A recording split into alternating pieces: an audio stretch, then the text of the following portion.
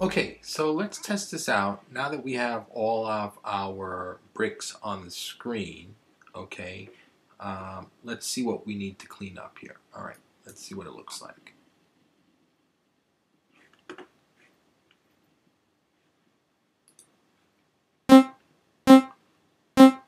Okay, so you see things are all over the place here. So we need to make sure, just like we did with the Space Invaders game, that we make these, non-movable. Okay, so let's go back to, let's check each of our actors here. So first of all, the ball we want to be movable, so that's fine. But the bricks, let's double check.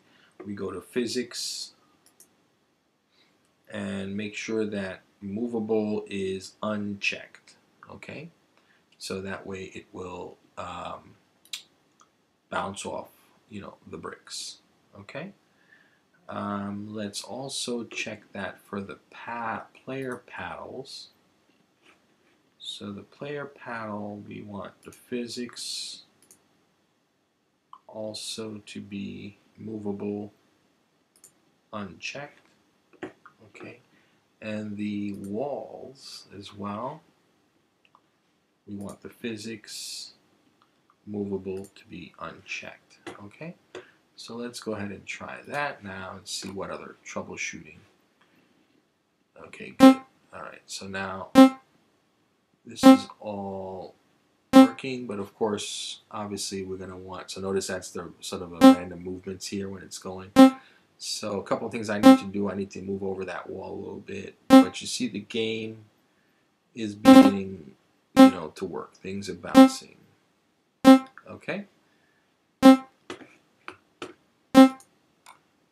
All right, so this wall here, I need to move it out of the way. Let's try that now. Yeah, that's better. Okay, and then obviously there's some space there. I can move things over. For our purposes, you can do that on your own. Just kind of play around, make sure it's, looks as good as it can look. Okay, so the next thing we want to do now is create what's called a game controller. Okay, so we want to go to the actors. Click on your actors section here, and let's create a new actor. And let's replace actor 1 text here with, we're going to call it game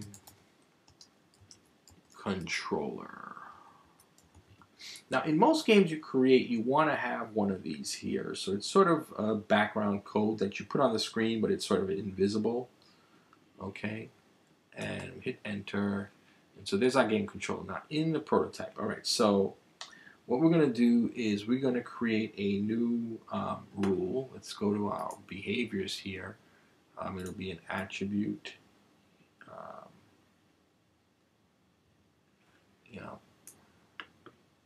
Okay, so when all the following are happening, so if basically what we're saying, if the bricks on the screen equal to 0, okay, then we want something to happen here. So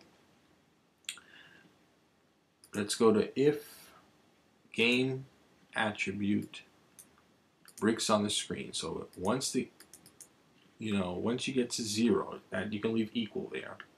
You want to then show on the screen that you win. So we want to go to our display text attribute. So we want it to display some text on the screen. And we're going to say, not hello world, but we want it to say, hey, you win. Okay? And you can play around with the text size and the color and all that great stuff. Whatever you want to do. I'm going to decrease the size here to 20. Okay?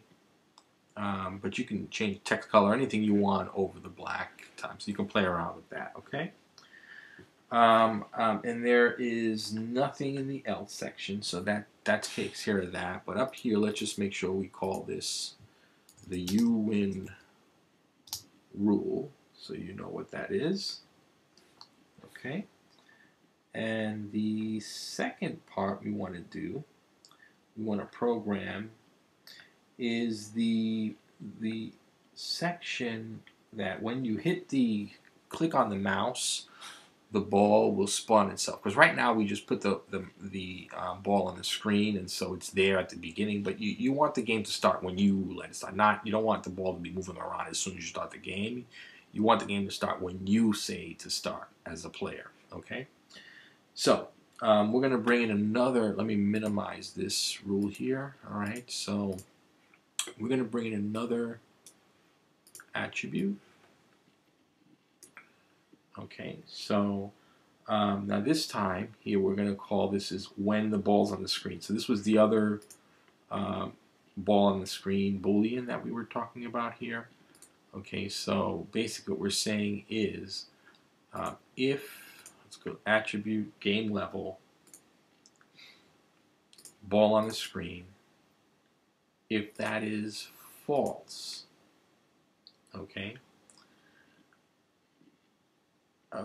and what we want to say also when the mouse is down, so here mouse button,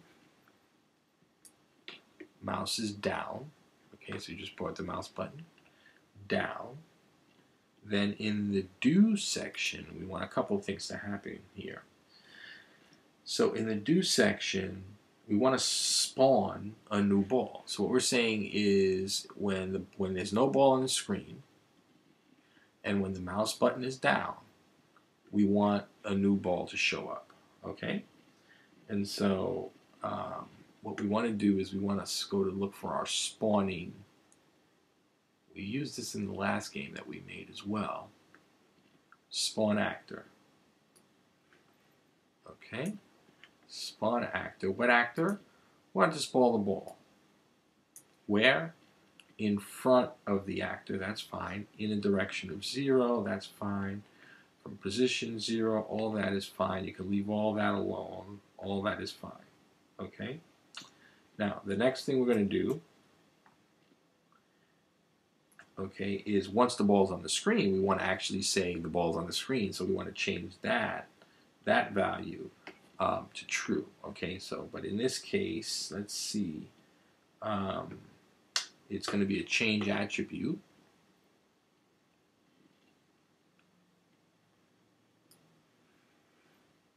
Put it right underneath the spawn actor. Okay, and we are going to say set the game attribute, game level. Sorry, not done with that yet. Game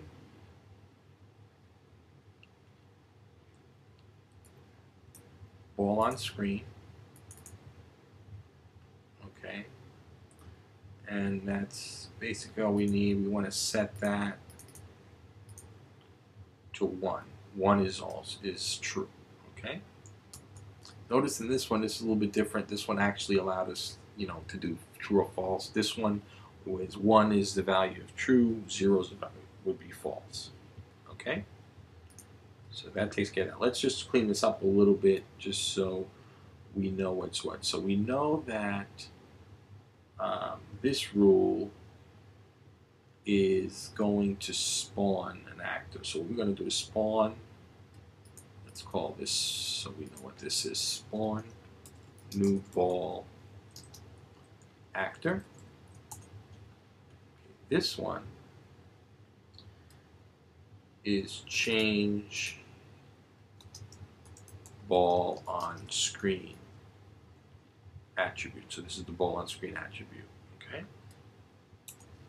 that's what that one does. All right, now, so in the else section, we've got a couple of things we're going to add. Okay. So in the else section here,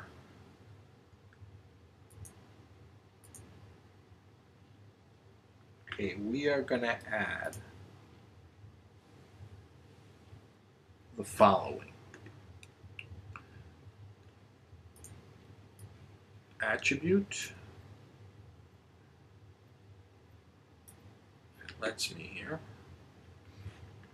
Let me minimize some of this here so we have a little bit more space.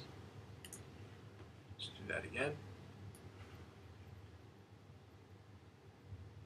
Let me put it out here and drag it in.